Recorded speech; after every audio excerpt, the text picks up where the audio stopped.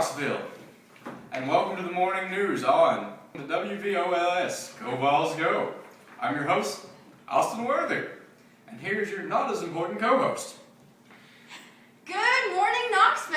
I'm Jordan Smith, and we hope you had your cup of coffee, because we're going to hit the news hard. Why don't we start out with some fine weather with Miss Abby? How's the weather over there, Abby? Jordan, this is Abigail Ratliff reporting for WGO Vols. I am right now chasing a Category 5 tornado. It hit so suddenly, I was on my way to work and I didn't even have time to make it to the station or grab the weather truck. So I am chasing this tornado in my Volkswagen Beetle. This tornado is ripping through Fentress County with lima bean-sized hail and torrential downpours being reported right ahead of us. And although we can't see it, it's there, folks, and it is turning into the storm of the century. If you have any cattle, please secure them so as to avoid any Bill Paxton bovine-like situations. Right now, we are currently experiencing a light drizzle and a little bit of fog, but we anticipate it to get much, much worse as we get closer to the storm. There is also a little bit of moderate traffic, but that is to be expected at this time of day. I see now that a storm cell is developing right above us, so safe to say the storm is getting bad very, very quickly.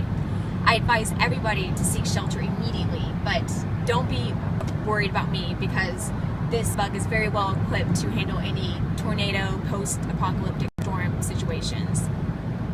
Folks, it is absolute chaos out here with wind speeds reaching 8 miles an hour and cars in front of me are going at least 5 miles over the speed limit, so safe to say pandemonium is ensuing. Hold on a second, folks. I'm being told that this Category 5 tornado has been downgraded to a chance of drizzle, possibly. Thank you, Abby, for that lovely weather report. I know to wear a jacket when I go outside. Oh gosh. Now we're going to take it over to Riantha for her Thanksgiving dinner report. Riantha?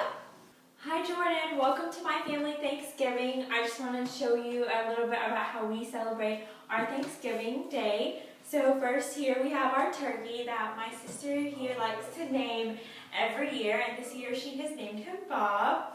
Some other side dishes that we have are roasted vegetables. We also have some gravy and an apple pie with some pasta and mashed potatoes. Our turkey recipe has actually been passed down from my great-grandmother, and it has been in our family for quite some time now. Some other Thanksgiving traditions that we like to do is we like to have our friends and family with us, and we also like to decorate our Christmas tree in our house around this time for Christmas because my family loves the holiday season and we love to celebrate it. As you can see, we have some reindeer up here.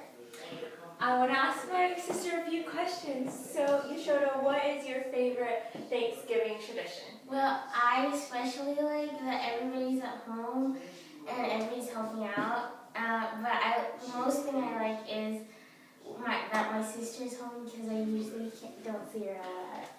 Well, I'm so happy to hear that. And Jordan, thank you for coming into my home today. And I hope you learned about a little how we celebrate our Thanksgiving. And I hope everyone else has had a great Thanksgiving. So back to you in the studio. Thank you, Riantha. Your sister's lovely. There's only one thing that goes with a meal that size, and that is football with Gabe.